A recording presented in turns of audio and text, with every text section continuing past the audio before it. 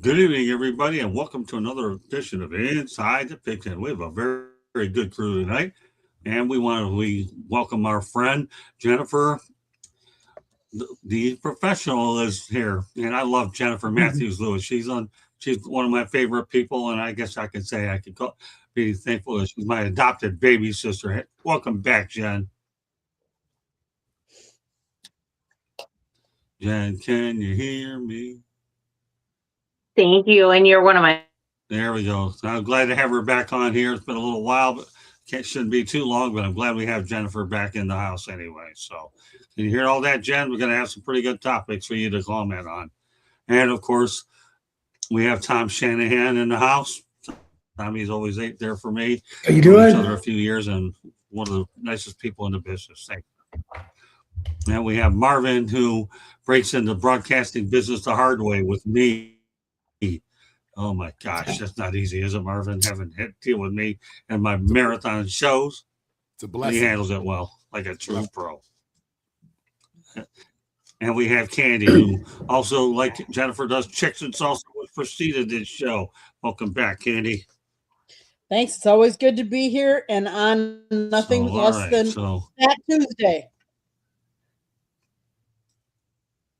There you go. All right, well, let's get going. We have a good agenda, so let's get to it. So I'm going to ask everybody, who deserved the MVP? Was it Drake May or Matthew Stafford? We'll start off with Jennifer. Honestly, I mean, Matthew Stafford was always going to get it because the rumors were around him. Yeah. Can you hear me? Yes. Am I losing my internet? Nope, you're Can good. y'all hear me? Or am I losing my? Okay. It was always going to be Matthew Stafford just because the rumors surrounding his impending retirement. I personally feel like it should have been Drake May or Sam Darnold. I was very torn on Sam or Drake. Drake had a very rough rookie year. But I mean, you guys know this. Alton and I always said that Drake was him. Drake pretty much proved it this past season. The Super Bowl was not his best showing, no doubt. But Sam Darnold has run the gamut. He went through quarterback carousel with his first two teams in the NFL, quarterback purgatory with his first two teams in the NFL. And Steve Wilkes started to turn it around here in Carolina after Matt Toole was fired. And then Steve got him to took him with him to San Francisco, where the upward trajectory went. Then Minnesota, continued success, and now Seattle.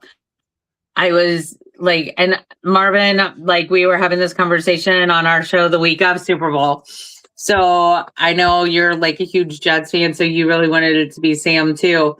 But I was just really torn, and I was leaning more towards Sam deserving it over Drake because Drake has many more years to get it.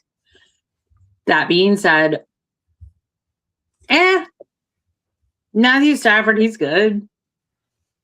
Don't know that he deserved it, but that's just me. I know. All right, looking Tommy, at your face, Scott.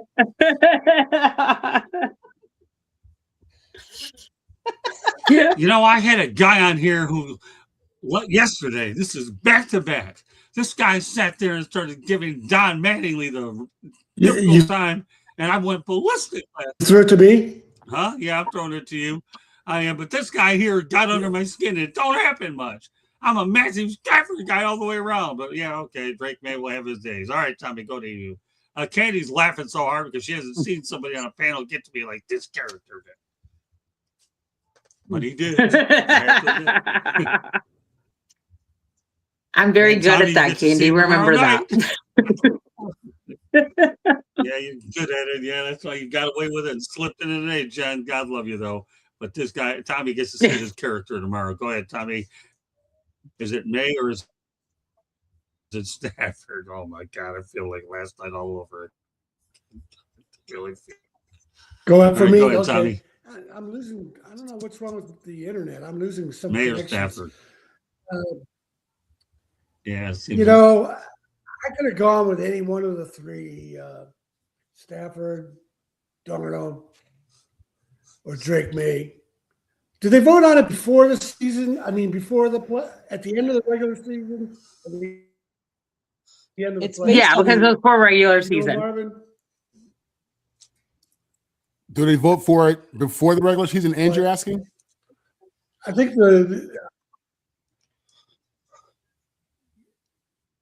What Well, was the is question? it at the end of the regular the question season is, before the playoffs? Yes. Yeah, I think it's decided before the playoffs, and then it's Yeah. given for the Super Bowl. Yes, right.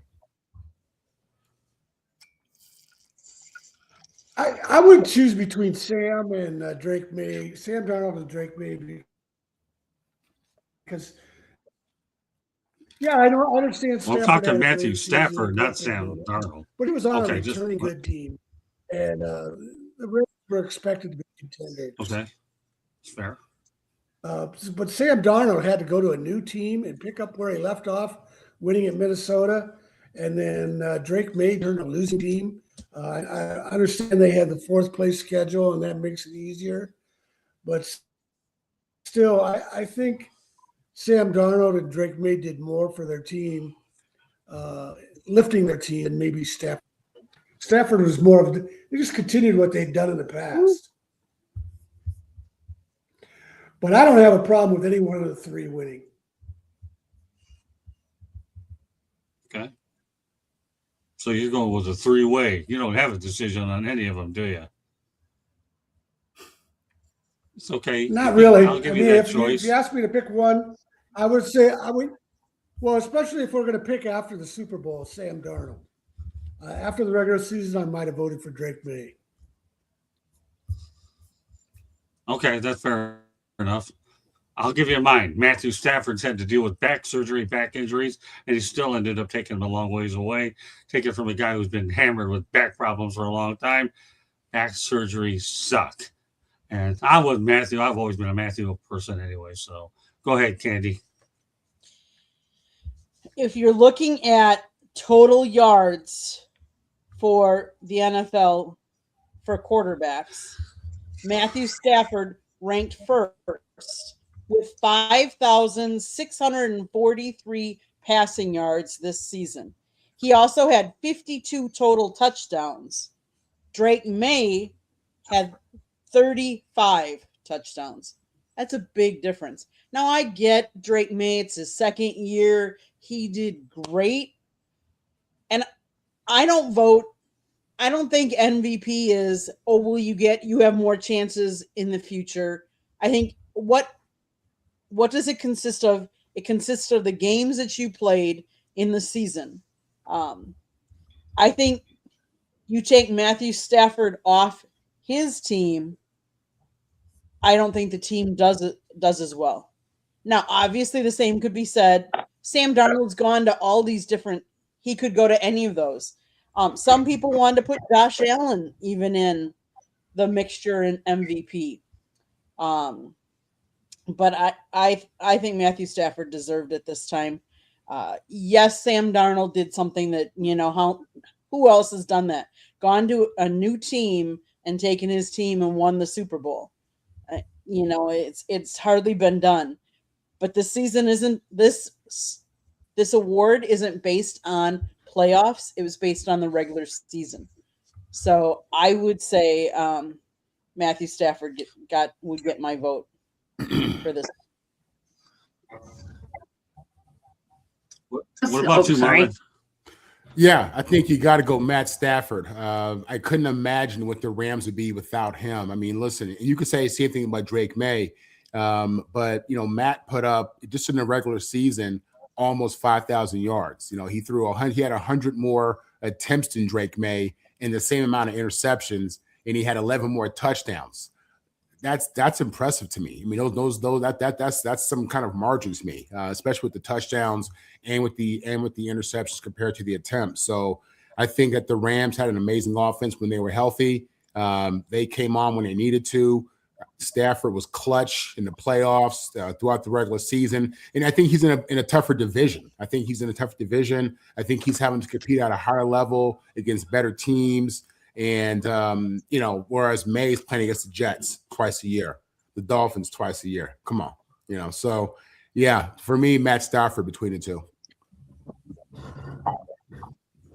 I want to thank Jennifer Lee Cobb for Jennifer Lee Cobb in the chat room. Great comments. Great to see you, Jennifer. Glad everything is going well with you. You're definitely a friend of the show and a very good friend of mine forever. So we appreciate that. All right, let's talk about what turned out to be a 29-13 win for the Seattle. NBC was actually fetching a record prices for their Super Bowl access of $10 million. $10 million for that. All right, Jennifer Matthews, what are your thoughts about that $10 million that NBC was getting off of turned out to be probably one of the worst games, in quite a while?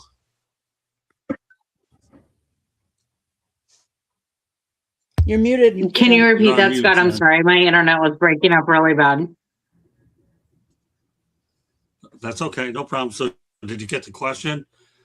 No. $10 million No. for that 29-13 win. NBC. Yeah, that was bad, wasn't it? Oh, yeah. Did I mean, you that's get ridiculous. the question, Jen? No, I'm so sorry. What's that?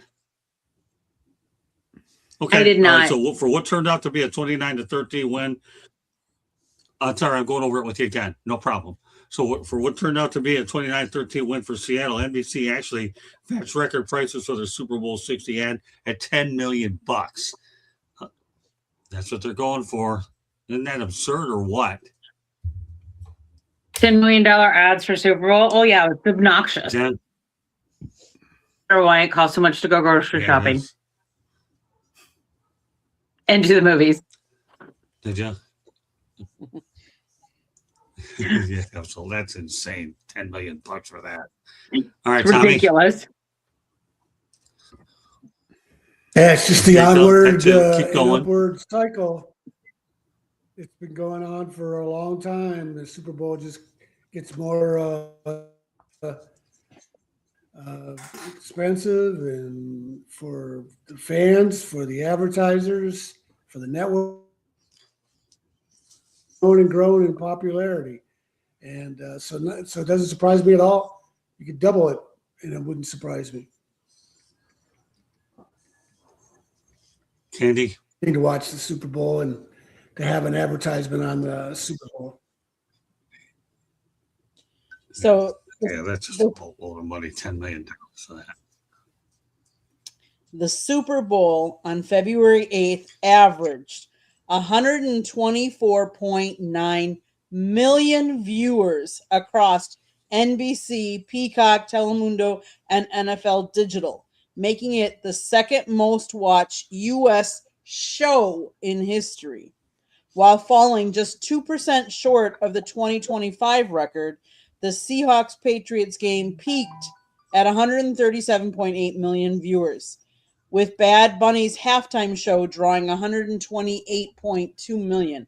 So, yes, it's going to cost you to put ads on a show that's drawing that many views. It's going to get you that many viewers viewing your ads.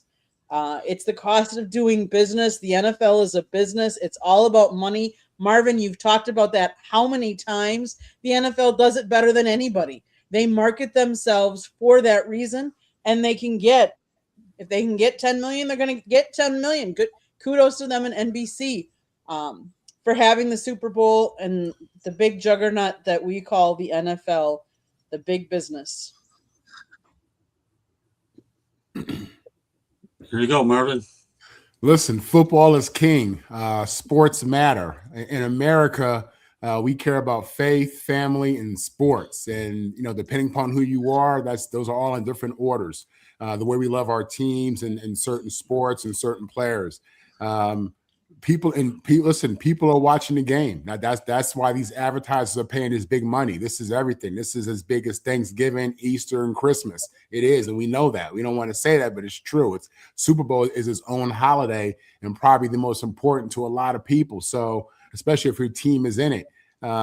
So yeah, man. People are watching. Advertisers know how to, where to get people's attention at, because everyone's meeting together in front of the TV on Super Bowl Sunday. The ad cost is just crazy. It just shows you how much money people are pouring into this game, and it shows you how valuable these players are, these teams are, this league is, and there's no sign of anything going down. I mean, they're just, as Candy said, the NFL is a money-making machine. They nobody markets themselves better. Nobody plants better seeds. Nobody's out there pushing their brand, protecting their brand like the NFL is, you know. And it's just big business with the NFL. It's in such demand. We love football so much, and that number is going to keep going up. And along with that, like Jen said, so are the retail prices, you know, because we're the ones paying for those commercials when you really think about it, right? So. All right. All right. Well, this next topic is probably dearest to me, and I have to talk about it. Okay. So give me a chance to pause for just a second, because this is something I really don't like to talk about a lot. Antoine Randall L. regrets playing in the NFL because at age 36, he already had trouble walking downstairs, would have memory lapses, along with other health scares. He says he would have chosen to play baseball and was even drafted by the Cubs in 1997. Tommy, you ought to like this one, pal. Kirk Gibson had won 2 World Series with the Tigers and the Dodgers going that route. People, this is a violent sport. That's all there is to it. I just hope Antoine Randall L. does not have the dreaded words CTE. Are you throwing it? Yeah. Are you throwing it to me? You want me to go? Yeah, I'm trying to. Yeah, Antoine Randall L. Do you have some?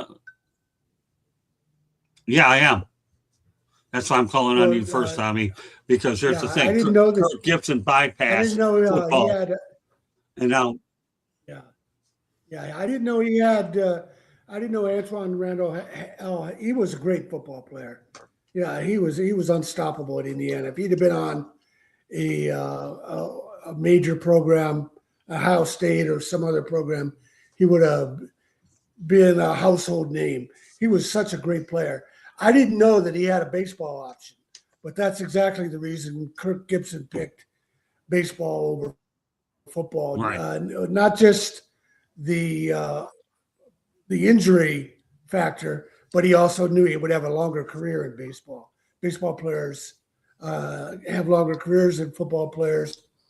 And it's too bad he feels that way. I'm sure he must have thought he was a better football prospect than baseball, or he wouldn't have gone that way. But that's the other side of the coin on how big and popular the NFL is.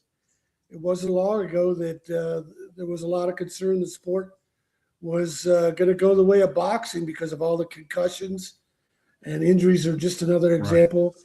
Harry Carson is a Pro Football Hall of Fame. He wouldn't let his grandkids play football. And he's not the only former NFL player who's taken that stance. So, yeah, it's sad that he's having all these health problems. It shows you how smart Kirk Gibson was. Yeah, it really was. Again, was drafted by, could have played for the St. Louis Cardinals. Yeah, I think the Cardinals were still in St. Louis, so that wasn't a franchise you want to go to. Tigers were his hometown team. He was already being talked about having Mickey Mantle's power. Yeah. Kirk Gibson was definitely.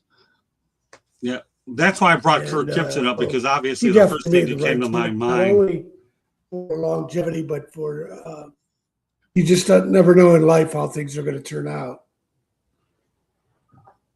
Yeah, that's why I brought Kirk Gibson into the discussion, because he's the first person that enters my mind when I think about guys who could have played baseball. And obviously with Antoine Randall L. and the Cubs, there was a direct comparison. Again, head injuries, concussions. Jen, you've been around me a while. You know I'm dealing with this all the time, every day. It's hard for me to deal with. What are your thoughts about the Antoine Randall L. story? Oh, it's terrifying. My husband doesn't even remember 2024.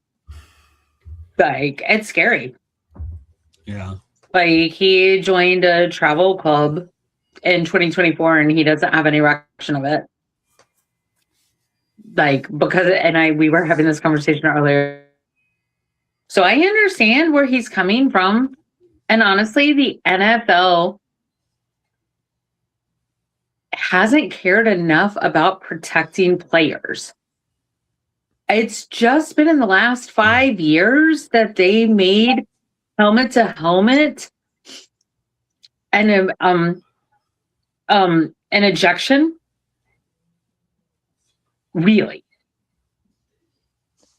And I'm sorry, like, I have a problem with that. I still have a problem with in 2016 us playing Denver opening night, Von Miller knocking Cam Newton out, and it was a serious KO, like serious. And Cam passed concussion protocol. Okay. Buy that. I buy that still 100%. I buy the concussions. I buy that Tua should be playing in the NFL right now. I mean, the NFL does not do enough to protect players. Have they implemented the special helmet that was created for Luke Kuechly? No. The NFL hasn't done enough to protect their players. And it bothers me. And it's bothered me since before I've been through what I've been through. And since before I knew you, Scott, with all your head trauma. And I'm not being light with that because I know it's scary. It's traumatizing. And I don't use that word lightly. It's gotta be scary. And it's gotta be scary for you. I know it's scary for Candy, I'm sure, when she's like, when you forget something that you said 5 minutes ago. I mean, yeah, I know that's yeah, I can get where he's saying that. You know? I mean, give a shit. Actually care. Right. And I'm sorry, I don't care what anybody says. I know you and I have had our conversations and we are kind of on opposite sides of the fence when it comes to Cam. But I firmly believe it is because of Cam that our quarterbacks are protected to a higher level in the NFL now. And before that, it was Brett Favre to a degree and Tom Brady. And before that, it was Joe Montana. And before that, X, Y, and Z, you know, but yeah, they need to care more. The technology is out there to protect these players.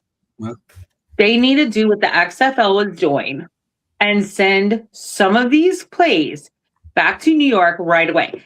When we had XFL on, those calls were really good. They were really on point. There were more cameras in the XFL than there are for the NFL.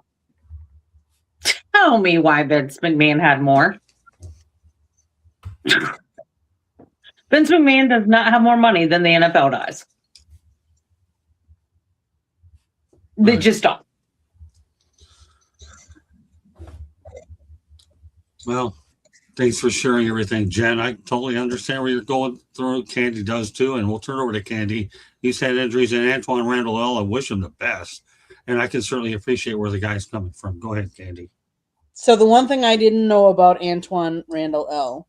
is he not only did he play college football as a quarterback for who? The Indiana Hoosiers, who just won the championship, but he also played basketball and baseball for the Hoosiers. So think about that. He played with the Hoosiers basketball, which was, I mean, let's face it, back in the day, Indiana, the Hoosiers basketball team was it. You know, but now they've put them on the map. He was selected by the Pittsburgh Steelers in the second round of the 2002 NFL Draft. He played with the Steelers for 4 seasons as a wide receiver and return specialist. He was active in all 64 regular season games.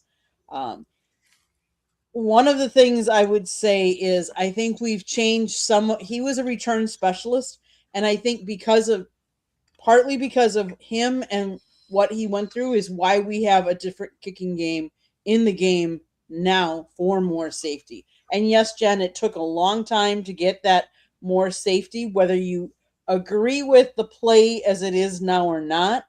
But that's part of it. Uh, I feel bad for him. I feel bad for anybody that has the head injuries that come from football. Football is a violent game. Marvin said that a long time ago. Numerous times I've listened to him say, our bodies are not built to play this game, but yet we all watch it. Marvin will be the first to say that he loves football. He lives for football. I love watching football, but it's a violent game, and we do need to protect our players better. I don't know quite what the answer is, because yes, you can do a helmet, but you can only do so much. But it's sad to see that someone who played at an elite level, who is a Super Bowl champion, is now saying he should have rather played baseball than had the career he had in football. Great points. Okay, Jen, you've got room for 2 more topics tonight, right? Is that all you have? I know you have about 30, 40 minutes or so. Is that usually what you have on a Tuesday night? So I got 2 after Marvin. Or how much time do you have, Jen? Jen, I can give you about 10 more minutes. how much? 10 more minutes? You got 2 more? You can handle 2 more? 10 more minutes. 2 10. topics? Or Yeah, I can handle 2 more. Yep. 2 more topics. Okay, beautiful. All right, Marvin. Okay, Marvin, go ahead and close out this one, then we'll hit the other 2. Okay, this is a little bit complicated, to be honest with you. First of all, my heart goes out to Roundel L, Junior Seau, Dave Dorson, people who have been really impacted by the game and just by the injuries that are brought by the game. I'm aware of these. I have my own injuries, and most players that I deal with, and I deal with quite a few, through the NFLPA, everybody has something. Okay, everybody's dealing with something. And, you ask, does the NFL care? Here we go again. The NFL is a money-making machine. They're no different from Mercedes or McDonald's or AT&T. They're in this thing to make money, all right?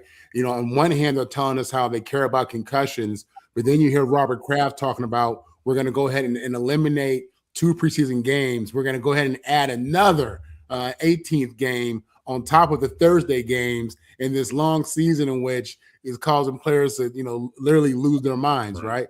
So does the NFL care? Kinda. They need players, right? They don't want to scare away the parents from having their kids play the game. They need players that come through the pipeline and get to that league and keep this thing profitable. They want to expand into Europe, so they need players. So do they care?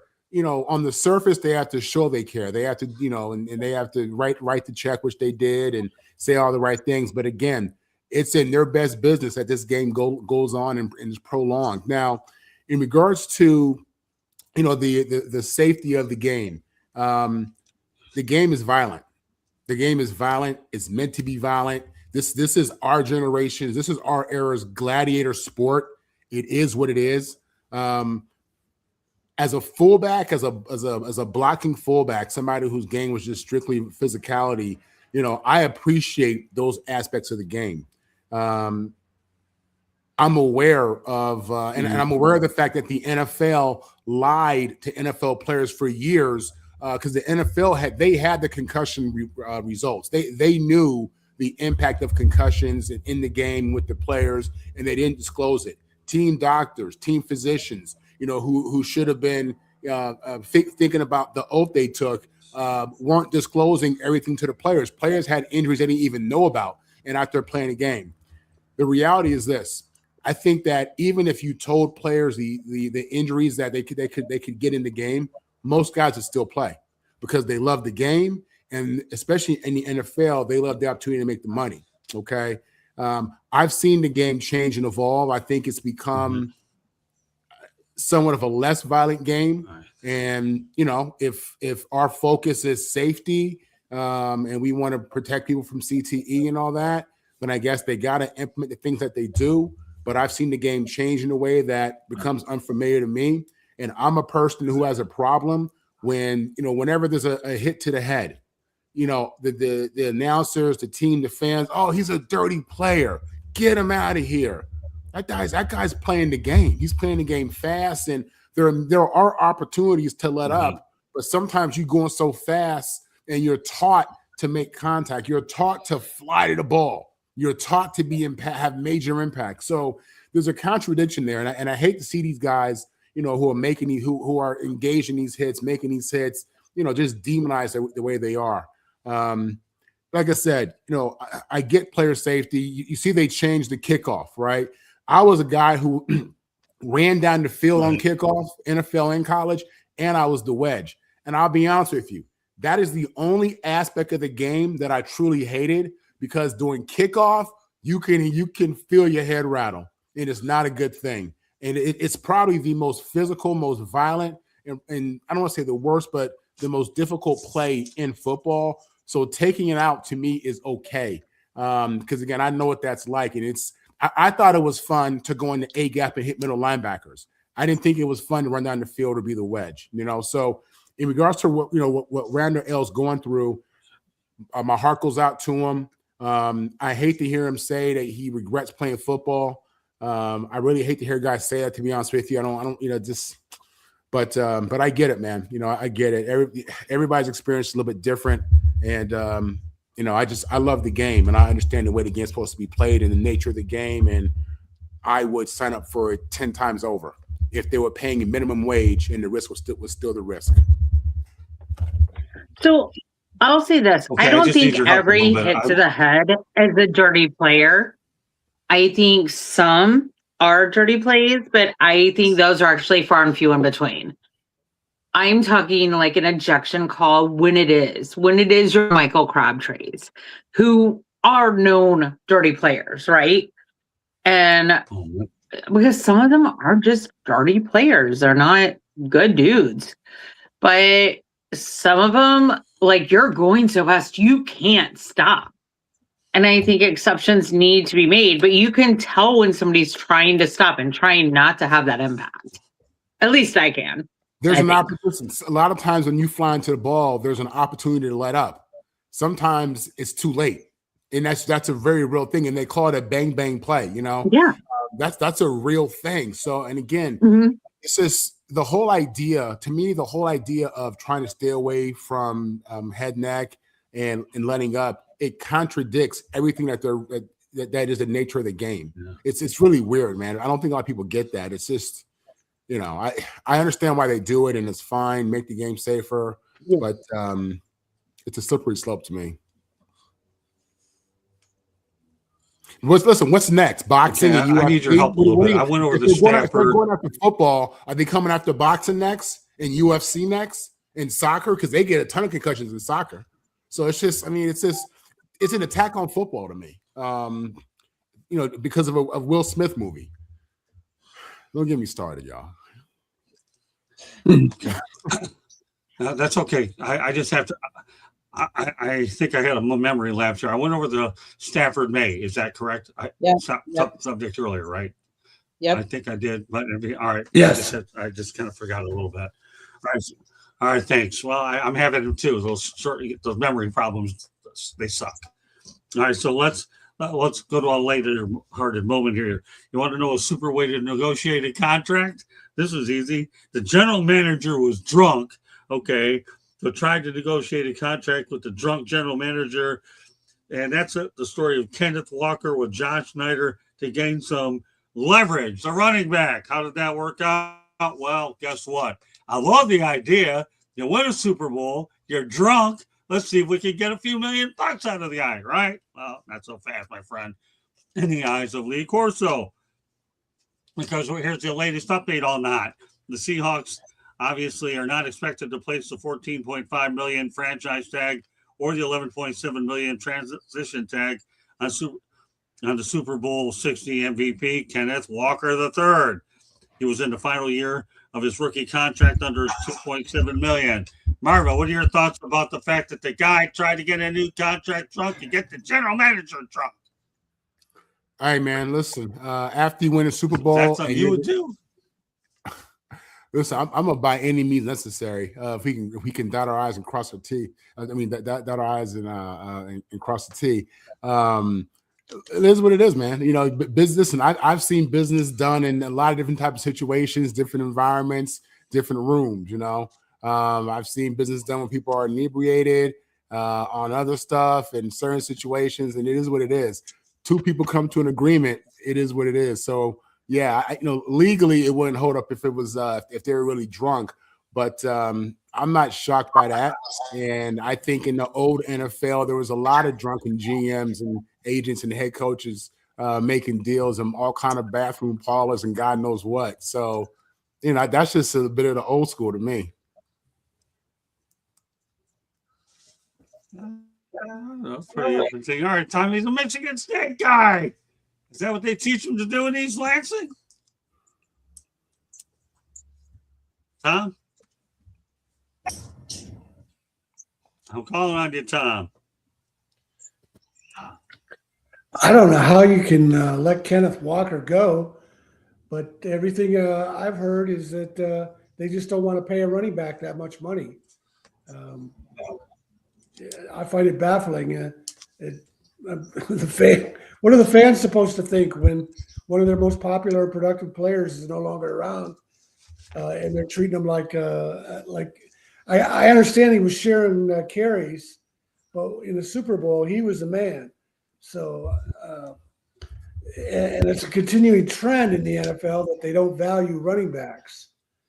But Kenneth Walker, I think, is a little different type guy. He's durable. He doesn't fumble.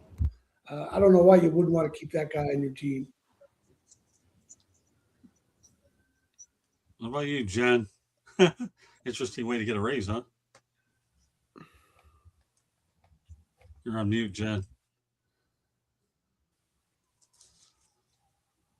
Jennifer. Jen. All right. Well. She's right, having go ahead and technical difficulties. Until she gets back. Yeah, we're trying to stream at this time of night. Everybody, internet is such a demand, so that's I think what we're having problems with. But can you imagine? Kenneth Walker is the MVP of the Super Bowl, and his salary last year was $1.85 million, the end of his rookie contract. So now he's going to go out on the open market, a free agent. Let's face it, being the Super Bowl MVP, you have a lot of leverage. So he's going to command anywhere between $8, probably an $11 million annually. Seattle doesn't probably want to pay that. So, hey, if you're going to negotiate your contract, you're going to negotiate it anytime. If you're going to negotiate it when people are very happy and drunk, more power to you. At least, put the bug in somebody's ear. Hey, this is what I'm looking for. But so we'll see where he ends up, if he ends up back with Seattle or if he goes test a free agent and somebody else is willing to pay him more. Some teams value running backs more than others. So, but yeah, he's currently the MVP, so he's going to warrant a lot of money. All right, we got Jennifer back. Candy will get her thoughts on this. Thanks, Jen. That's okay. Hey, sorry about that, y'all. Right, obviously. That's okay. No big deal. No. Happens. So, the question. Well, okay. Kenneth Walker III trying to get the general manager drunk to get a raise. Of course, now it looks like he'd be headed to free agency. What are your thoughts about the strategy of at least trying to do it? Yeah, right, exactly. I mean, he might need to meet in the middle, which is what's important. It's called compromise. He should compromise, but he should get a little more money because he's imperative to the Seahawks. But will he get everything he wants? No, because he's not the only player that was imperative to this one. Right. But he's trying to get the general manager drunk. I'm a big fan of compromise, but Right? Get the general manager drunk. Okay. Everybody needs to get it every once in a while.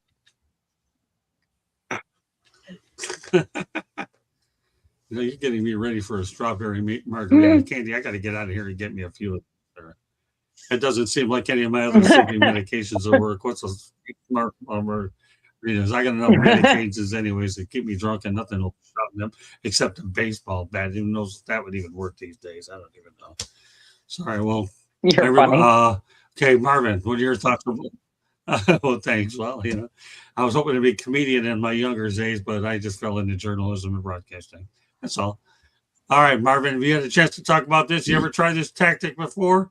No, I said earlier, I haven't, but I've seen a lot of business done in different situations, man. So I don't think it's crazy. I think it's more normal than you think. You probably know that. You've been around a long time. And by any means necessary, man, get your money.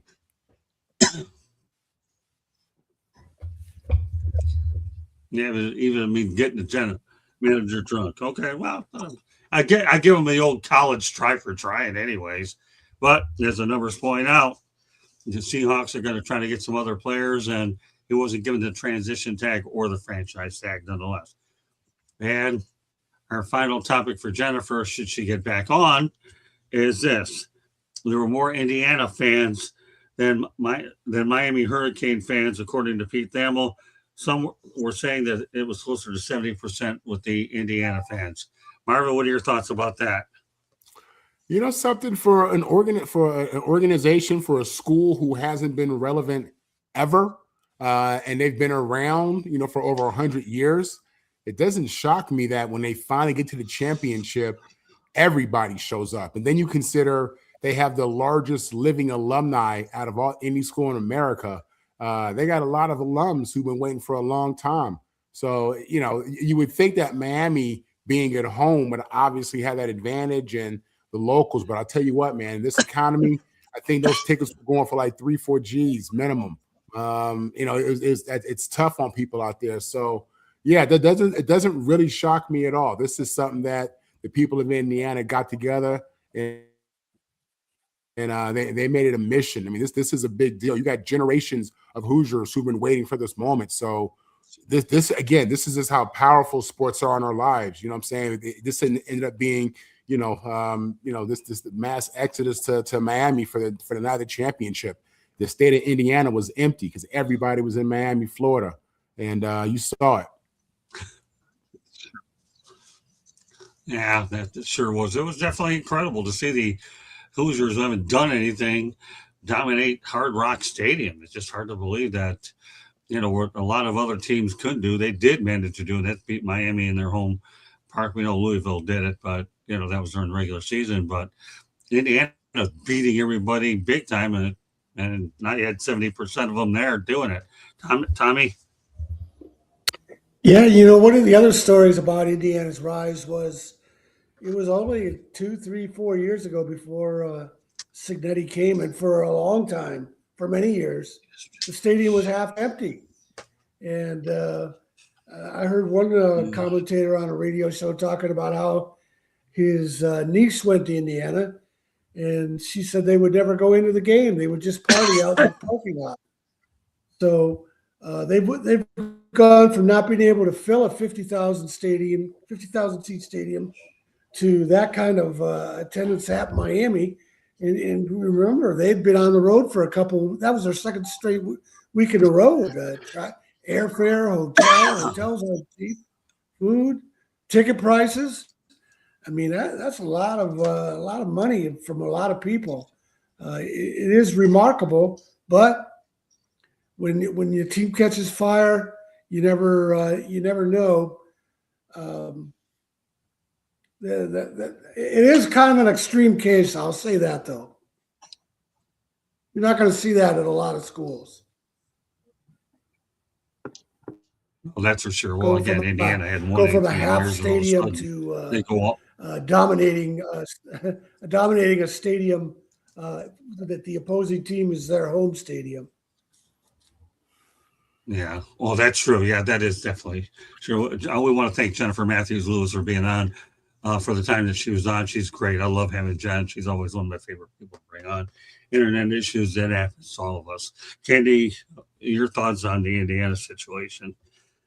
So here's the reason.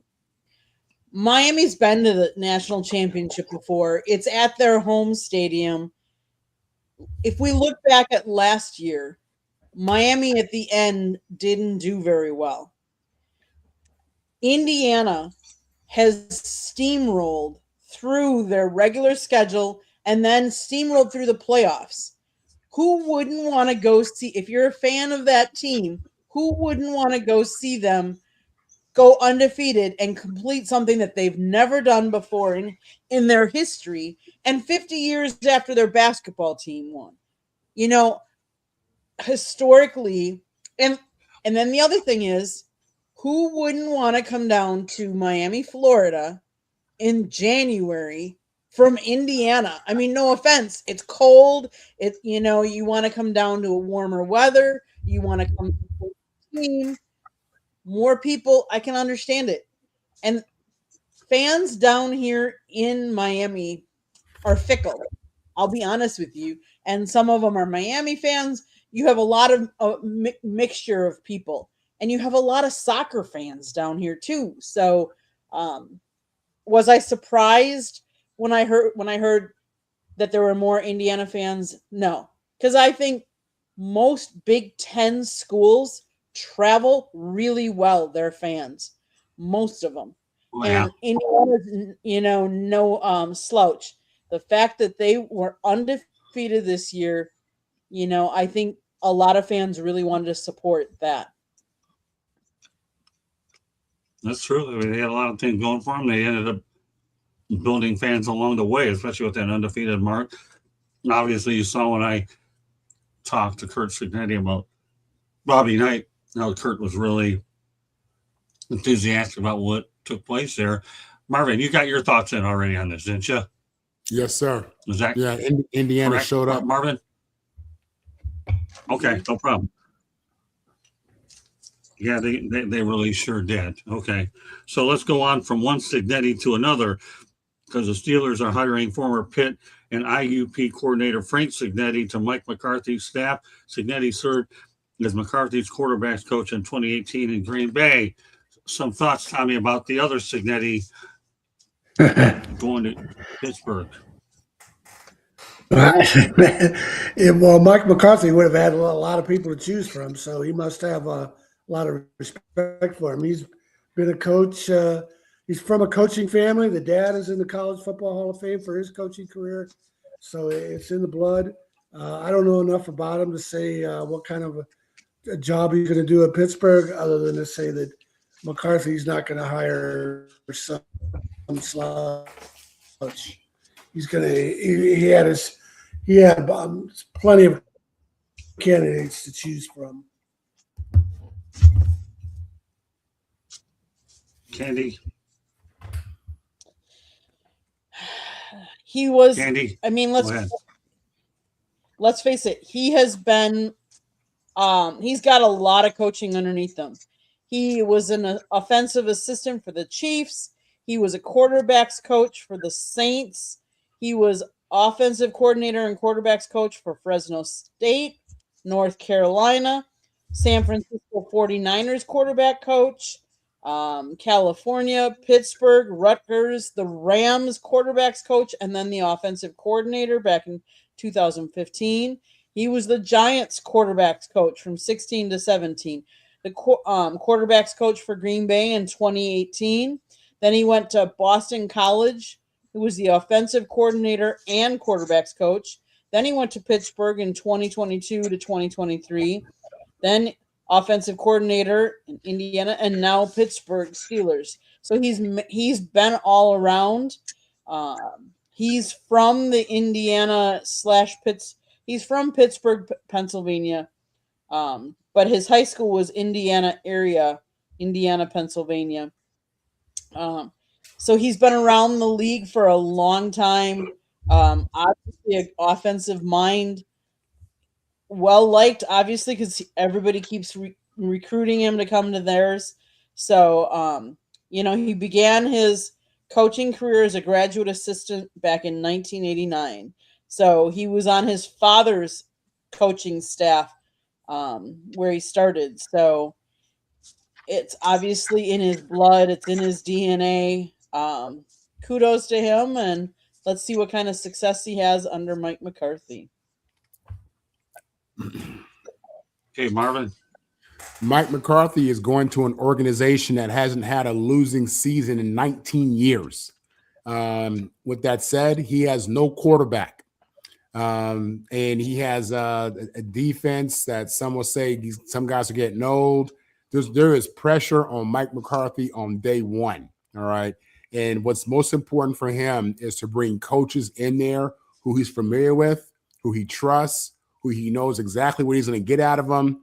Men who've been through the fire and men who understand what the standard is. Mike McCarthy is a Super Bowl winning head coach. He's been to the mountaintop. He's been successful throughout his career. I thought he had a decent amount of success in Dallas, minus Super Bowl, obviously.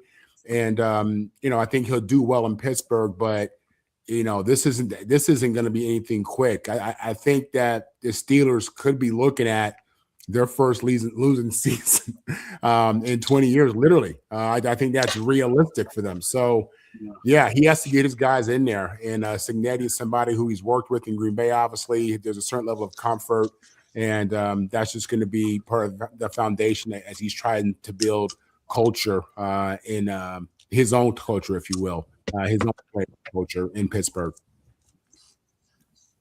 Yeah, I think that's why people should at some point or another, and I think they will after a year or two, appreciate what Mike Tomlin did. I realize that I like the choice of Mike McCarthy as a new Steelers coach. I really do. He's from the area and he's had success. You have a lot going for you there, but still, Mike Tomlin is the guy that they will appreciate over time. Maybe not right now because the results haven't been what a lot of people thought they should be right now, but I don't know. But you're right, Marvin. You have to get all your familiar people in, and that's what they've done. So everybody's spoken on this. Is that correct? Tommy, you spoke on Kurt? You talked about Frank too. Is that correct, Tommy? Yeah. You spoken on this one, Tommy? Correct. Okay. Just making sure. Sorry, folks. I'm having a few memory issues myself tonight, so every now and then I have nights like this, but it is what it is. I'm trying to fight through this Alzheimer's. I have nights that are a little better than others. Tonight's just one of those nights that I'm struggling a little bit more. So thanks for your patience. So really, really, really appreciate it. And I thank my crew members for being even better about it as well. So with that said, guess what? First game for Northwestern. They are set to host Penn State at the new Ryan Field in its inaugural game on October 2nd. We'll lead it off with you, Marvin. At long last, Northwestern's going to have a first-class ball field. What are your thoughts about that? Man, listen, I got a lot of love for Northwestern. They recruited me heavily out of high school. My dad actually pushed for me to consider them. Great institution. And, my thing was they weren't a football school. And then they went ahead and won the Big Ten that season, and we faced them in the Rose Bowl. I'm happy for them, man. I'm happy for them. I'm happy with NIL that schools like Northwestern can get players in there, make it competitive. They've done a good job. When they had Pat Fitzgerald, they had, a nice little run. They were very respectable. And now that they have facilities, new stadium, opening up against Penn State, that's an ambitious move there. But like I said, in this new transfer portal NIL era, they may have success in their new stadium against the Penn State Lions, who are looking to get to the playoffs this year. So we'll see. But good for Northwestern. Candy? Yeah, I mean, kudos to them. The new Ryan Field, Northwestern's new football stadium, is set to open. The privately funded state-of-the-art facility is being built on the site of the former stadium in Evanston, Illinois, and is designed to offer a more intimate and modern fan experience. Seating capacity is only supposed to be 35,000. That's a reduction from the previous stadium's capacity, aiming at, again, a more intimate and engaging experience. Kudos to them. Kudos to them for picking Penn State is the one to open it with. There are some bigger schools that they could have opened it with. I'll be honest with you, the more likely, though, they'll have a better chance of winning against Penn State than some of the other Big Ten schools that they could have opened it with. Yeah, we'll talk more about Penn State during the offseason. We had so many coaching changes, it was difficult to get to them all, but Penn State's one that I really want to talk about. I think I talked to a Penn State guy up in Mobile, right, Candy? I believe. I'm not sure if I did or not, but we'll see. But nevertheless, it'll be or a guy that we'll have to see. But all right, Tommy, your thoughts about what's going on in Evanston with the reducted stadium with Penn State as the opponent? Yeah, well, they've needed a new stadium there for a long time. They've been trying to dress up their old stadium. It was a dump for many, many years. And the other problem they have is opposing teams, especially from the Big Ten, place like Michigan State or Ohio State, with a lot of alums in the Chicago area, the stadium. It'll be a home game. I know I've been to it when Michigan State played at Northwestern. It was like a home game for Michigan State. So they're smart to only have 35,000 seats because they're never going to have a bigger fan base following than that. But that'll be their other challenge, is to get more home fans to the games so they're not overtaken by the visiting team. And I don't know if they should have considered, since it is only a 35,000 seat stadium, their basketball arena also has been out of date for decades. I don't know if they should have considered just building a dome, a smaller dome, a 35,000 seat dome, play football and basketball there. That's an interesting point. I like that, Tom. I really do. I mean, Syracuse actually plays football and basketball in the same arena over what used to be called the Carrier Dome. But I think that dome was actually good for 50,000 for football. But that's still an interesting idea. What do you have, Candy?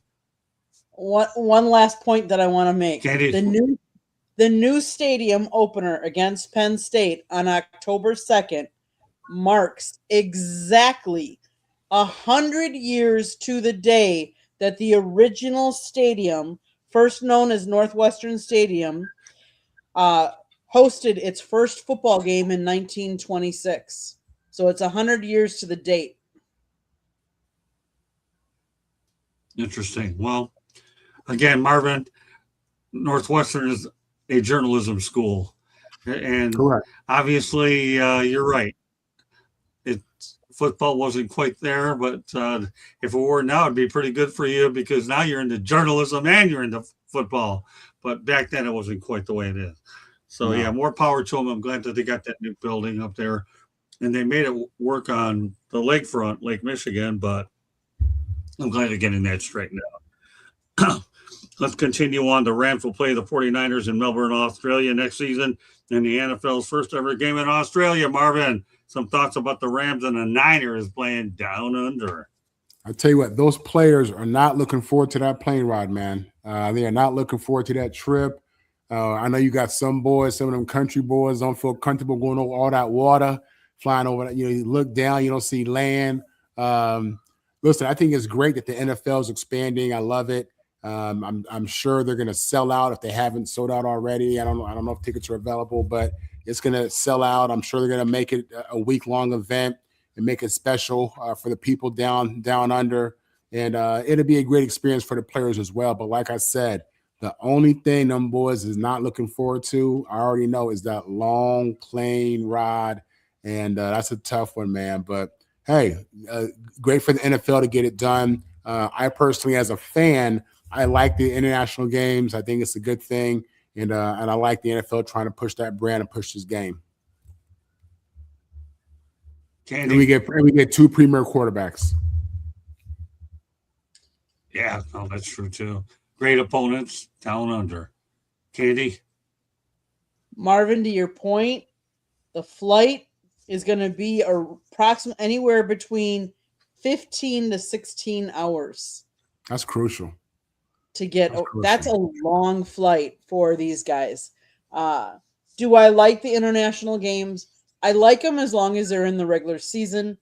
I would like them if they wouldn't put them on these specialty premier streaming services so that everybody that doesn't subscribe to those could see them, because you're going into a stadium you've never been, you're seeing different things. So I wish they would put those on regular TV, and if you're going to stream some of the other games. But the NFL, like Marvin has said before, this is a business. And sometimes we forget about that. It's a business, and it's a business to make money. How do you make more money? You got to keep growing. And how do you grow? You got to expand. How do you expand? You go into the markets you've never been in and you promote your product. That's exactly what the NFL is doing. They're doing it better than any of the other pro sports, in my opinion. So kudos for that. But yeah, I'm excited. I wish I could afford a ticket and a flight out there and to be able to see that in person. And it wouldn't matter to me what teams you're going to put out there. But kudos to the NFL, because I do like that. Oh, it's called bucket list, Candy. Don't forget that bucket list when you go to one of those. I haven't been to one, but for a while I did aspire to do it with the Jacksonville Jaguars in London. It never worked out.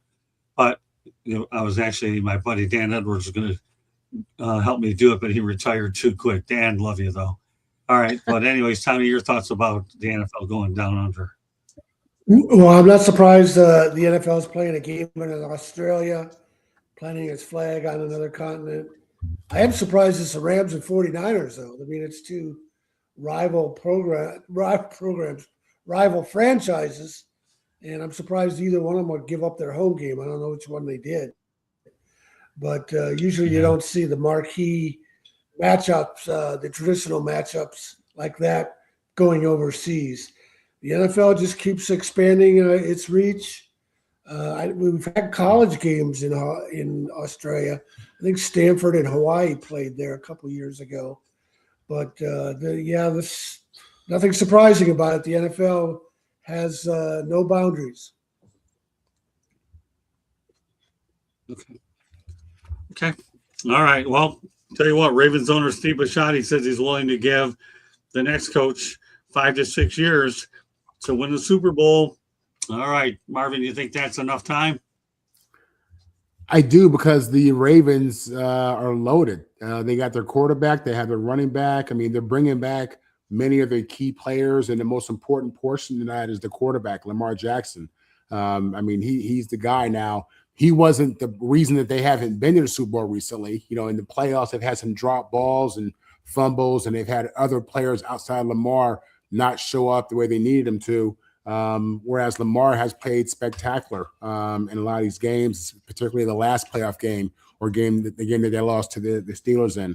But 5 to 6 years, I don't think he'll give him 5, 6 years. If that dude doesn't look like he's competent in the first 2 years, he'll be out the door. They're not, and Steven is right. Let's cut that check. They got too much on the line with Lamar. They got way too much money invested into that team for them to have to wait, 4, 5, 6 years for the playoffs. This is right now, So I'm hearing it.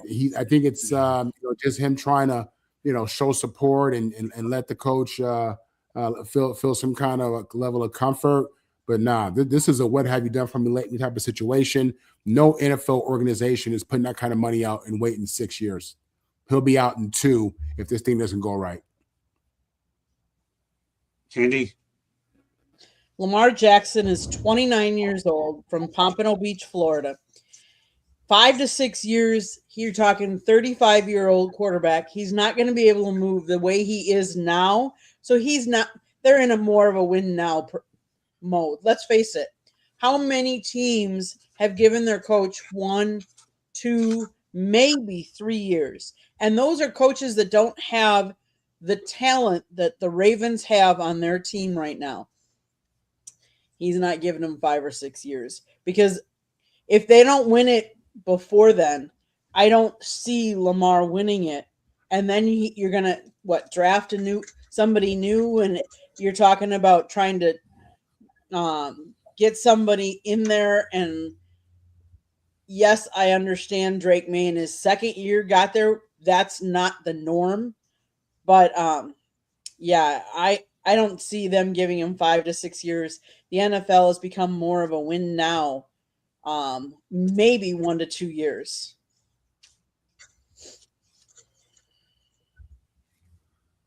Okay. Tommy, what do you think? Yeah, it was as long as they have Lamar Jackson. Well, they got to improve. They got to fix what went wrong with their offense last year with Lamar Jackson. But as long as they have a Lamar Jackson talent Right. at quarterback, if they can get their defense back on track, I don't know why you need to say they'd have a 5 or 6 year plan. Did Seattle have a 5 or 6 year plan when they brought in Sam Darnold? You just don't know how things are going to break in the NFL. Injuries make such a difference, and one or two draft picks can make such a difference. The quarterback year is crucial. The Ravens are one of those teams that they're going to be a Super Bowl contender every year, and until that defense gets too old. Yeah, I'm not drinking the Kool-Aid. I say 2-3 years at the most. I don't know. Steve Bisciotti gave John Harbaugh 18 years, and the way he unceremoniously got rid of him. We'll leave that for tomorrow night, but I say 2 to 3 years at the most.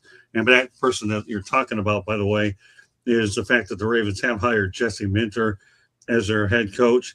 He has signed a 5-year deal, so if he doesn't make it through that contract, he'll get the difference anyways.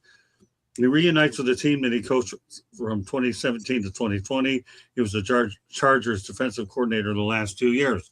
So with that said, Marvin, what are your thoughts about the hire of Jesse Minter going to Baltimore? This was the favorite. This was the name you heard as soon as they let go of Harbaugh. It was Minter. And I guess it makes sense. It's the hire that the owner's comfortable with. That's really what it comes down to. The owner didn't feel that John was the guy. He let him walk after all those years. But, he wanted to go this route. New face, new message. Obviously, I think the Ravens have decent culture, but you're bringing a guy in who's been a part of some good cultures in Michigan and with Harbaugh in LA, and he's been in Baltimore already. So, I think it's a hire that makes sense, but ultimately what it comes down to is, can Lamar Jackson that offense get over the hump, and hopefully this guy has a message. Hopefully he's the quarterback whisperer, team whisperer. That's really what the owner has to be thinking, is that this is the guy that can get our quarterback to the next level, get our team to the next level. Last year they had a lot of injuries on defense, so you really can't say, they had problems with defense, even though they did, but that was due to injuries. So, yeah, they're looking for a new voice. They're looking for somebody to motivate this young MVP quarterback and get this team over the hump. I like it if he likes it. Okay. Candy?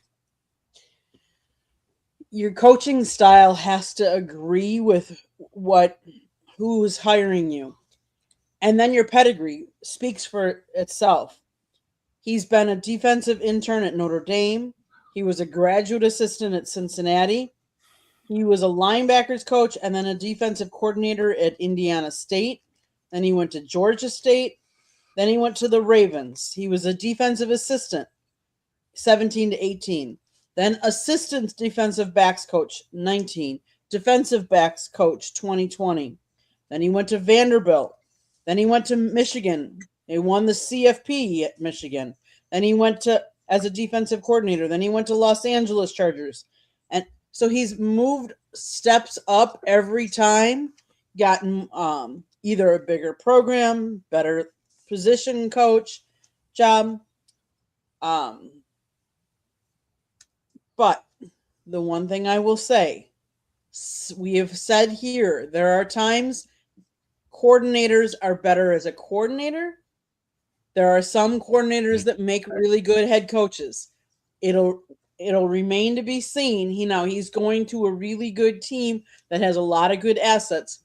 Let's see if he can mold them and get them the results on the field that they're looking for.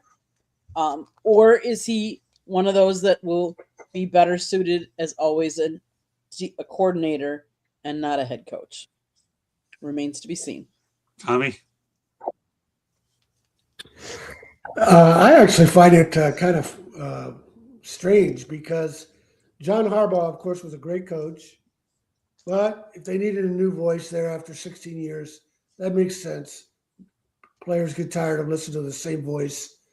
And I don't think this is necessarily the case, but maybe Harbaugh lost his edge for the last couple of years, or last year, I should say. Yeah. But aren't you bringing in the same type guy with the same voice? That's what I find odd. Unless, John Harbaugh and Jim Harbaugh are different people, of course, different personalities. John's more likable. Maybe Bisciotti wants Jim Harbaugh's personality instead. I don't know. I think it's a strange hire. Yeah, I find it to be an interesting one too. The only thing I can think about is he's probably a little bit younger than the others and see what kind of personality he brings in. Because the situation he's got is Lamar Jackson's one injury away, and you're back to looking for another quarterback again. Then what does Jesse do? Number one. And number two, the window of opportunity there to win is limited to a few years, as we mentioned in the last segment. So I don't know. It's an interesting hire for sure. And I think Steve Bisciotti really hopes that he's not paying somebody not to go away in about 2 years based on this particular hire, because that's, I don't know. I have a question mark on this hire.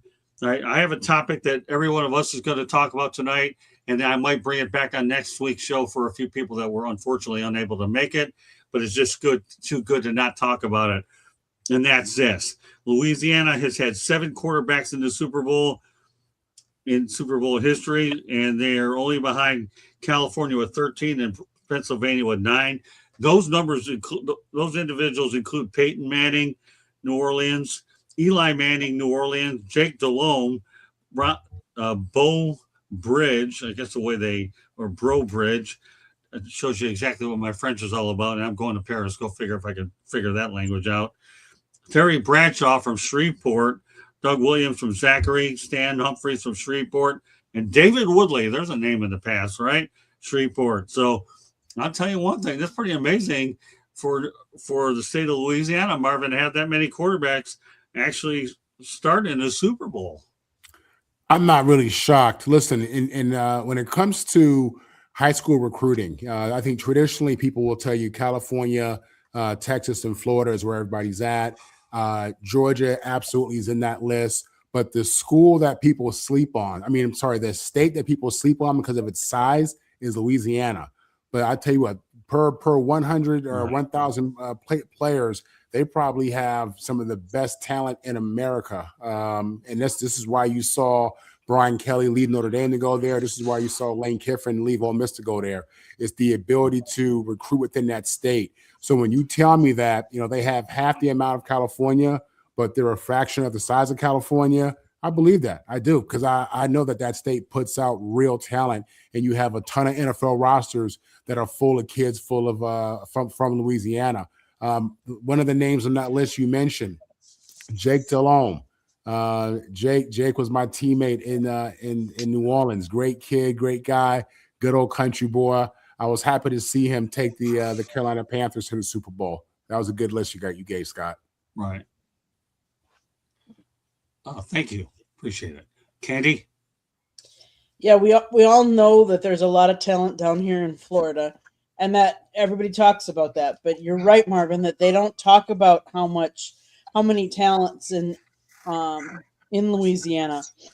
I did not know that there were that many, Scott. So it's always, you come up with some of these interesting kind of, what I would say, off the wall kind of little tidbits that I like. So I would not have guessed that had you asked me that. So, but it's very interesting. That's what happens when you work strange hours from 2 o'clock in the morning till 6, 7 in the morning, because I'm looking for this stuff.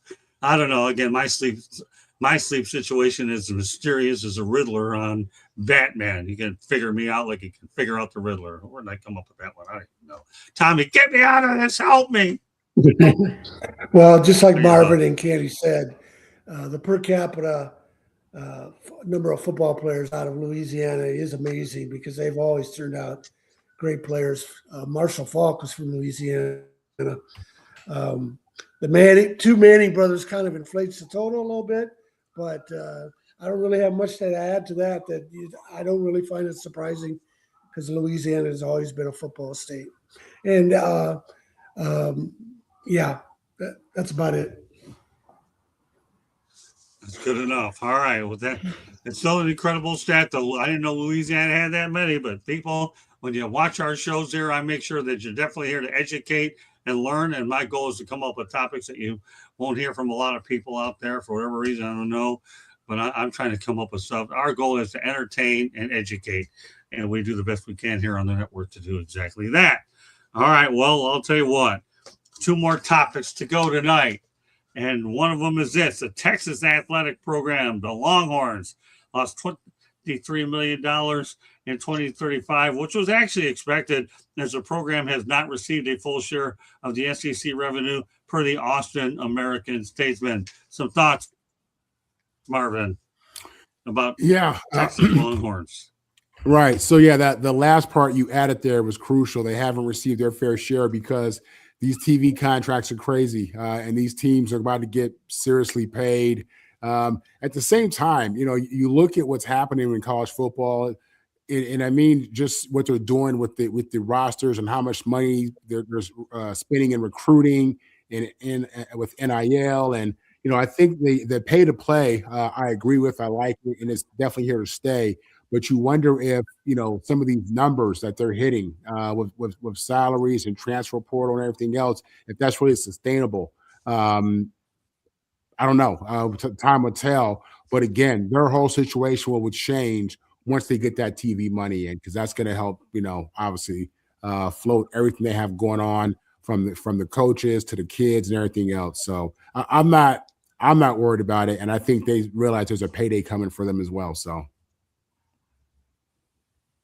Yeah, we'll wait till I'm going to hold off on this story when I have more opinions, but one that you can look forward to is the Rutgers situation is far more severe than this one. And I'll go ahead and talk about that probably next week. I did not want to talk about it tonight because I want to get more voices on it. It's a great topic. But the one here with Texas isn't a big deal because we know they're a blue blood. They have all kinds of money coming on. And you knew that they were going to deal with this for a couple of years to begin with. Plus, the exposure they're getting on the Southeastern Conference is really good and getting with that. But we'll be following up on Rutgers probably in the next week or two. With that said, Candy, give me your thoughts about the Texas Longhorns athletic program. $23 million, no big deal to them. Due to joining the SEC, Texas received a smaller distribution, approximately $12.5 million, compared to the $60 million other members received. The department had record high spending of approximately $376 million. The loss was cushioned by accumulated surpluses, ensuring long-term stability. Despite the one-year loss, Texas remains the most valuable college football program in the nation, with an adjusted revenue of $298 million and a valuation of $2.197 billion in 2025. The financial deficit is expected to be a temporary one-year occurrence. They're still profitable. They're still making money. Yeah, they're a money-making machine down over in Austin, that's for sure. Tommy? Yeah, well, one thing that probably contributes to that is there a sport Texas isn't a national title contender in, men's or women? I mean, they fully fund their athletic programs top to bottom. So that's a lot of money right there. But on the other hand, they sell a lot of tickets too. They don't have as many non-revenue sports. I was just listening to something on the radio about Michigan State's baseball team going down to Texas this upcoming weekend. And the Michigan State coach was talking about how they'll be playing before 10,000 people. So they're selling a lot of tickets that other schools don't sell. But it's a completely different world with the NIL money that they're paying these athletes. Maybe we have to have salary caps somewhere along the line. I just don't see how it's sustainable. But it's going to be sustainable for a handful of schools. It's not going to be sustainable for most of them.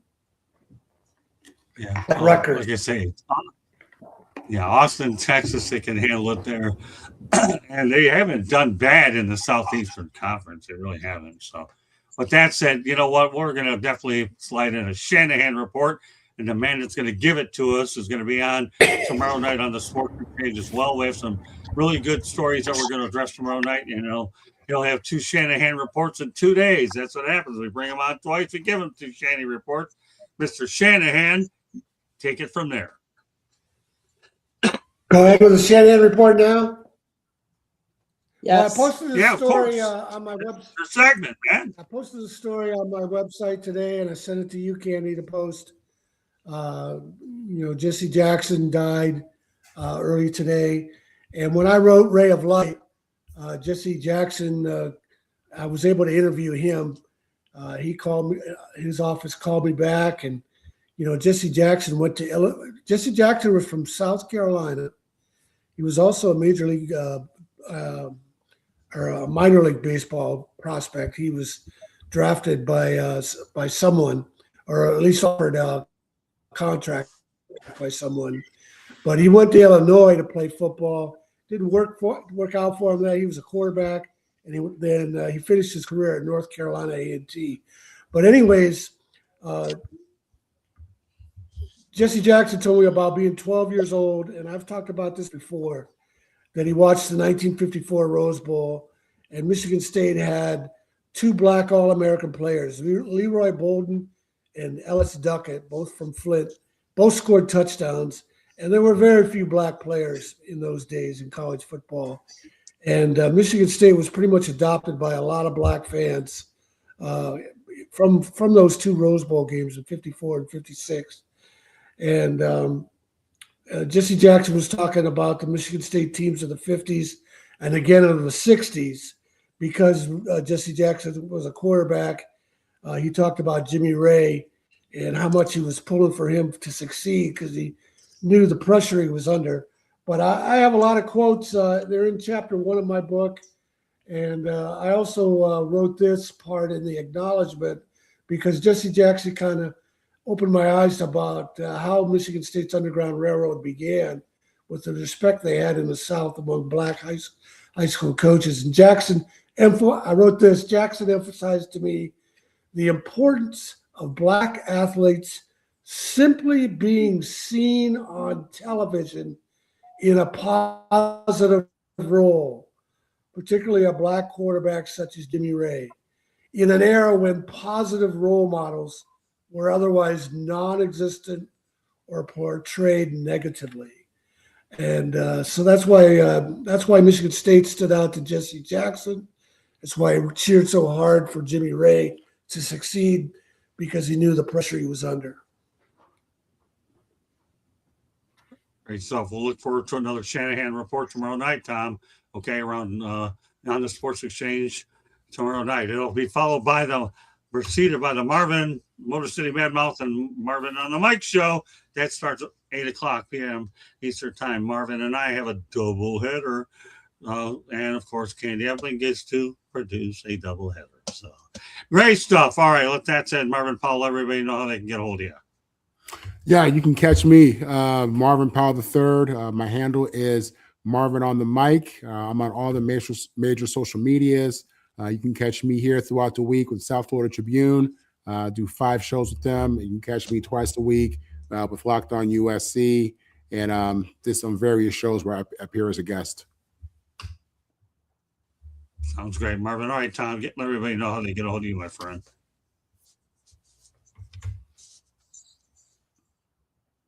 Tom. For me, Shanny4055 is my Twitter handle, and TomShanahan.report is the website.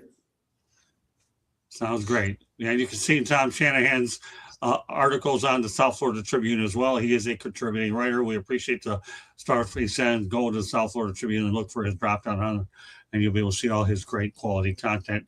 You have got to read this guy's stuff. If there's ever a person who is a valuable asset to what we do, it's his incredible history that he knows about college sports in general, not only basketball, but football as well. And we love having him on week in and week out on the network. All right, Candy, take us the rest of the way. South Florida Tribune Publishing Company published a book, Lessons from the Microphone, Tuning into the Enduring Wisdom of Visionary Leaders. It is written by our host, Scott, the Motor City Madmouth Morganroth. Talks about his 40-plus years in the media business and how it has evolved. Old school media versus new school media. Get your copy today. It's available on Amazon, Barnes & Noble, Kindle, Google, and Apple Books. It's also available on audiobooks, so wherever you get your audiobook. There's a link on our website, www.southfloridatribune.com, where there's a plethora of great content, so go check it out. If you like to listen to podcasts, you can find us wherever you get your podcast. If you want to be a guest or have topic ideas, you can email us at southfloridatribune@gmail.com. And last but not least, if you see the red subscribe button in that lower right-hand corner, that means you have not yet subscribed to our channel. What are you waiting for? Just click it, like us, share us with all your friends and family, and then turn on your notifications so you're notified whenever our great programming is live. Back to you, Scott. All right. Well, we want to thank Jennifer Matthews Lewis for coming in early in the show. God bless Jennifer. She's one of my favorite people. Marvin Powell, he's my student, so I love this guy. Wherever I go, he goes. And Tom Shanahan, one of my best friends and colleagues I've had in a long time. I'm glad wherever I go, Tommy pretty much follows me as well. And he has a book. And I can't wait till the day I can see him and give him mine as well. I'm not charging you for mine, Tommy, because you're getting it free because you come on these shows. At least I can do is give you a cop, sign one. Fair enough when I see you. Okay. Sounds And good. of course, Candy Ambling, well, she's Mrs. Everything. So with that said, that does it for tonight on this edition of Inside the Pigskin. On behalf of Jennifer, Marvin, Tom, and Candy, my name is Scott Morgan off the Motor City Madmouth. Thank you for joining us. And if you want to replay this show, there's a lot of information. Please feel free to do so back on YouTube. Thank you very much. And a special shout out to Jennifer Lee Cobb, who participated early in there. And thanks a lot for your kind words, John. God bless. That does it tonight.